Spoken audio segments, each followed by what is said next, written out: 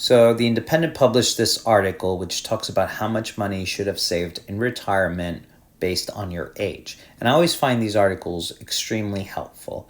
As someone that spent a big chunk of their work life outside of the US where I wasn't contributing to a 401k, because 401ks are a very American thing, and I always want to know whether I'm behind the medium or I'm ahead or where I'm at essentially based on my age group.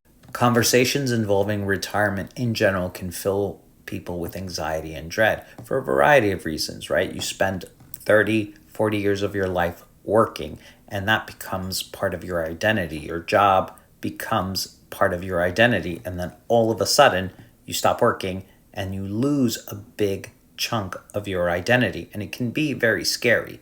But what makes it even more scary is if you are not prepared financially to deal with retirement.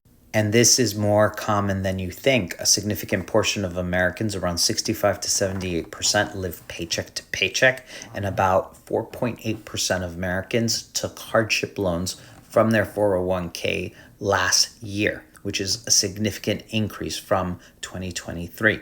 A study from Northwestern Mutual found that Americans believe that they need $1.26 million in order to retire comfortably, and a lot of them are significantly behind this goal. In fact, when you dive into the data, the median net worth, and the median was calculated by assets minus liabilities, found that Americans between the ages of 65 to 74 years old only had a net worth of $410,000, and that doesn't just include retirement funds and savings, it also includes their home. So it's not all liquid.